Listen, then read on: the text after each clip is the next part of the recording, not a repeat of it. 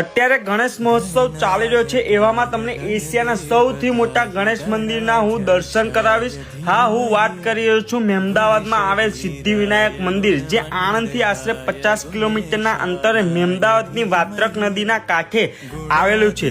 અને આ મંદિરની વાત કરવા જઈએ તો 2014માં તેની સ્થાપના થઈ હતી અને આશરે 14 કરોડના ખર્ચે આ મંદિર બનાવવામાં આવ્યું હતું। અને આ મંદિરની એક ખાસ વાત છે કે આ મંદિરમાં કોઈ લોખંડનો ઉપયોગ કર્યા વગર એક જ શિલા ઉપર ઊભું કરવામાં આવ્યું છે। અને આ મંદિરમાં વિશ્વના 10 જેટલા દેશોમાં સ્થાપિત ગણેશજીની પ્રતિકૃતિઓ પણ આ મંદિરમાં સ્થાપિત કરવામાં આવી છે।